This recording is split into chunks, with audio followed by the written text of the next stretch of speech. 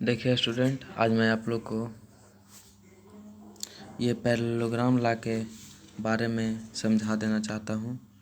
देखिए, दो वेक्टर को हम लोग कैसे जोड़ते हैं पैरेललोग्राम लॉ से। तो दो वेक्टर को जोड़ने के लिए हमें पैरेललोग्राम लॉ से पैरेललोग्राम बनाना पड़ता है और उसमें डायगोनल तीरकर डायगोनल जो है रिजल्टेंट का काम करता है। डायगोनल से ही हमें इसका रिजल्ट आएगा कि दो वेक्टर का सम कितना हुआ। तो डायगोनल से ही हम लोग दो वेक्टर का सम निकालेंगे। Addition of vector by parallelogram law. देखिए हेडिंग दिया हुआ है, addition of vector by parallelogram law. तो देखिए वीडियो को कंटिन्यू रखिएगा, बीच में छोड़िएगा नहीं। वेक्टर ए है और वेक्टर बी है, ये दो वेक्टर दिया हुआ है और हमें पैरेललोग्राम लॉ से जोड़ निकालना है दो वेक्टर का। तो दो वेक्टर का पैरेललोग्राम लॉ से जोड़ निकालने के लिए हमें एडिशन निकालने के लिए ये पैरेललोग्राम में प्रॉपर्टीज़ होती है पैरेललोग्राम की कि अपोजिट साइड इक्वल। तो अपोजिट साइड इक्वल तो वेक्टर ए है तो ये भी वेक्टर ए हो जाएगा, ये वेक्टर बी है तो ये भी वेक्टर बी हो जाएगा। तो ये हम लोग पैरेललोग्राम बन गया और एक डायगोनल तीर देते हैं। डायगोनल जो है, ये डायगोनल जो रिजल्टेंट का काम करता है, ये पैरेललोग्राम है A B C D A B C E parallelogram है और ये पैरेललोग्राम है और यहाँ से हमें निकालना है रिजल्टेंट। रिजल्टेंट हमें ये लाना है, ये वाला हमें प्रूफ करना है। ये वाला r बराबर अंडर रूट ए square plus B square plus 2ab cos theta हमको लाना है। तो 2a square plus B square plus 2ab cos theta कैसे आएगा, जो आप लोग देखिए यहाँ पर एक हम लोग ये पैरेललोग्राम है, ये लाइन है C D parallelogram A E C D parallelogram है।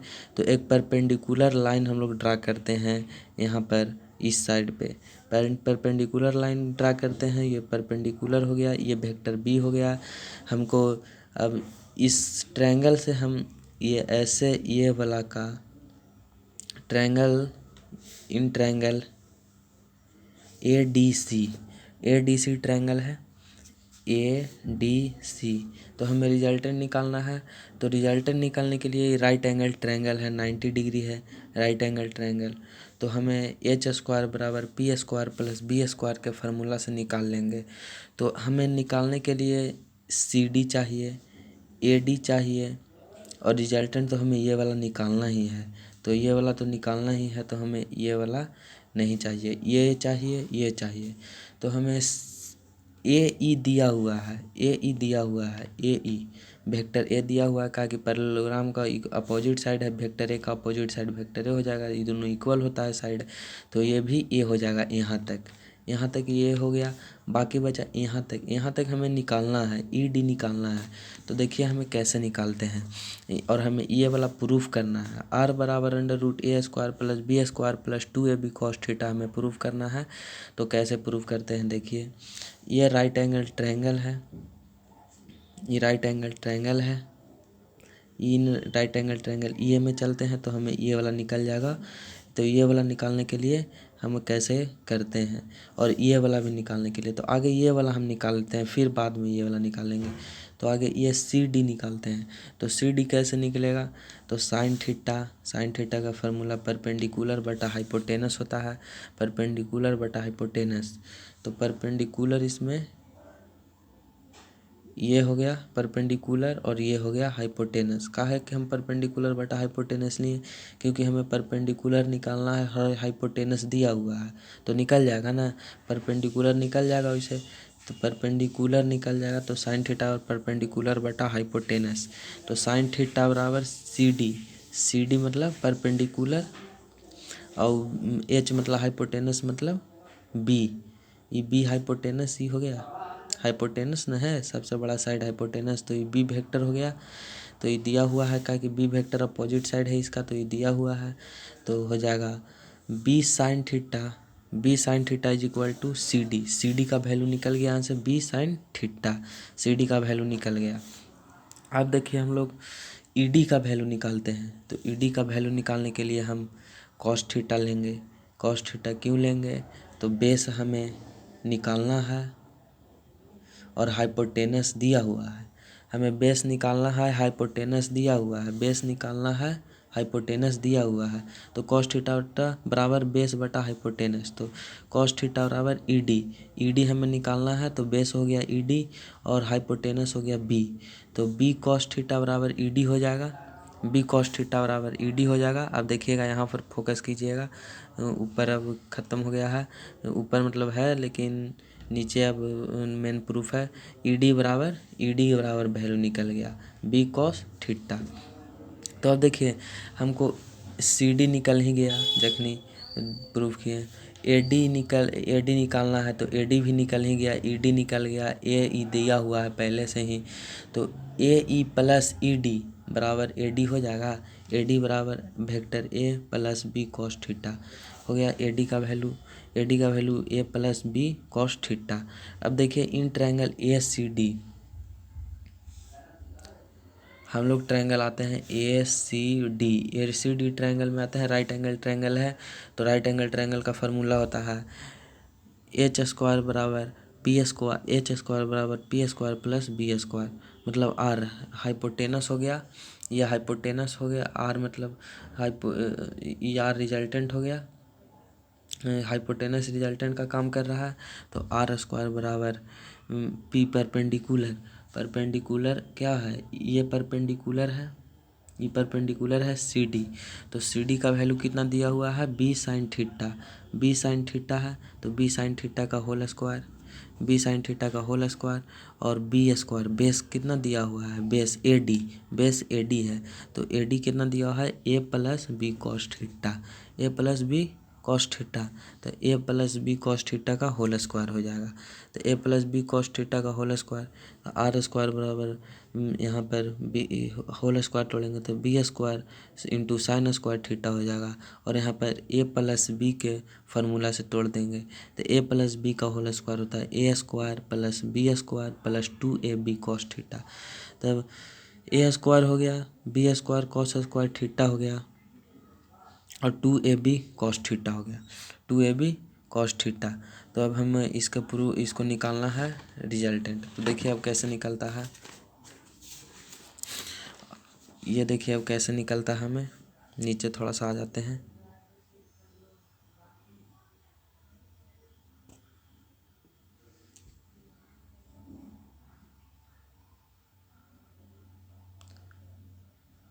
देखिए कैसे निकलता है।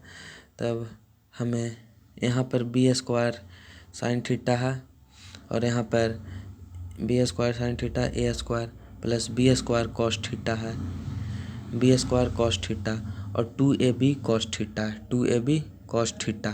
तो देखिए इसमें से बी स्क्वायर कॉमन हो जाएगा, ये दोनों में से बी स्क्वायर कॉमन है, तो आर स्क्वायर बराबर b square sine square theta plus B square cos square theta plus a square वैसे ही रहेगा, 2ab कॉस थीटा भी वैसे ही रहेगा, cos theta 2ab cos theta. तो अब देखिए इधर पर दूसरा तरफ आते हैं, तो इतना हो गया। तब आर स्क्वायर बराबर हमें कितना आया, बी स्क्वायर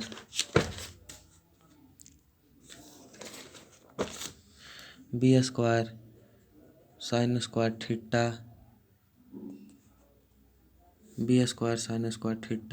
आया plus B square cos square theta आया plus a square plus 2a into b cos theta आया। ये देखते रहिएगा 2ab कॉस थीटा आया। तो आर स्क्वायर है,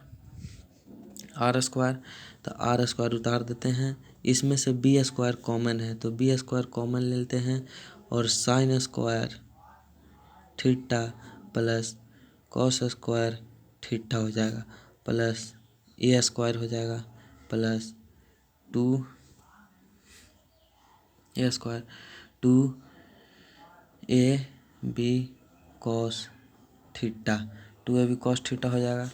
तो आर स्क्वायर ये ऐसे ही उतार देते हैं, बी स्क्वायर कॉमन हो गया, और sign square theta plus cos square theta क्या होता है, 1 होता है। आप लोग ट्रिगोमेट्री में याद किए होंगे, sine square theta plus cos square theta बराबर 1 plus a square plus 2ab cos theta हो गया। अब इसको में देखिए हम लोग बी स्क्वायर यहाँ हो जाएगा, और यहाँ पर आर स्क्वायर उतार देते हैं, इसको अरेंज करके लिख देते हैं a square plus B square plus 2ab cos theta, 2ab cos theta आ गया है। कुछ आप लोग को देखने में लग रहा है कि वो फार्मूला जो प्रूफ करना था वो वाला आ गया है इसका, बस अब खाली इसको पे अंडर रूट स्क्वायर हटा के रूट चढ़ा देते हैं। आप लोग जानते होंगे कि स्क्वायर हटता है तो रूट चढ़ता है इधर, तो स्क्वायर ये हटा देंगे और यहाँ पर रूट चढ़ा देंगे, तो a square plus B square plus 2ab cos theta हो जाएगा। ये प्रूफ हो गया है।